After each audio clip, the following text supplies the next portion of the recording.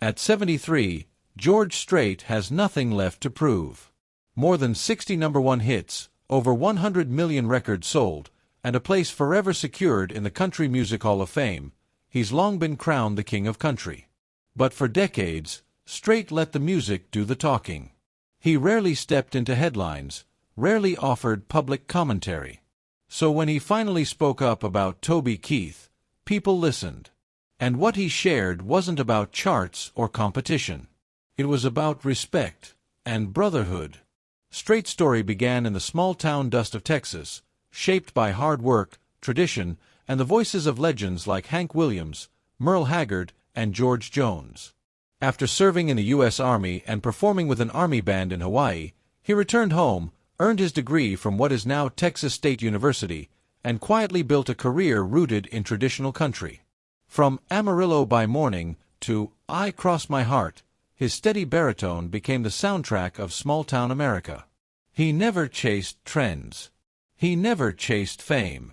He simply stood firm. And then there was Toby. When Toby Keith exploded onto the scene in the 1990s, he was different. Bigger, louder, rock-infused, unapologetic. Songs like Courtesy of the Red, White, and Blue, and American Soldier didn't just climb charts, they sparked conversations. Strait admitted their styles weren't the same. He brought fire, he reflected. He brought edge. But what united them was deeper than sound. It was belief in country music's roots, in storytelling, in speaking your truth no matter the cost. Strait recalled backstage moments at award shows and charity events. Keith's booming laugh, his larger-than-life presence, the way he'd take time for fans long after others had left. And when Toby battled stomach cancer, Strait watched something else emerge: grit. Toby didn't want sympathy, he said quietly. He wanted to keep playing. That takes heart. Coming from a man as reserved as Strait, those words carried weight. For Strait, who has weathered his own life-altering tragedy with the loss of his daughter Jennifer in 1986 and who built the Jennifer Lynn Strait Foundation in her memory, time has sharpened perspective. He knows how fragile life can be. You get to a point, he admitted, where you look back more than you look ahead. And you realize it's important to say what's on your heart while you still can. This wasn't industry politics. This wasn't rivalry. It was one Texas legend tipping his hat to another. Strait didn't just honor Toby Keith, the performer.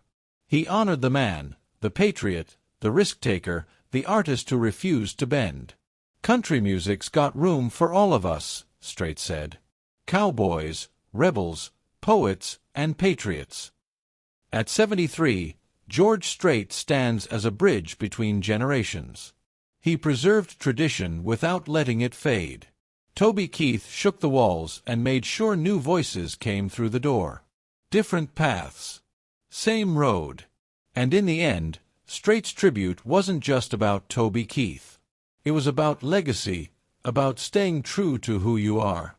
In a world that constantly changes, both men proved something simple and powerful. Authenticity never goes out of style. And as long as country music rides on stories of faith, family, heartbreak, and pride, the names George Strait and Toby Keith will ride high in the saddle, side by side, in American music history.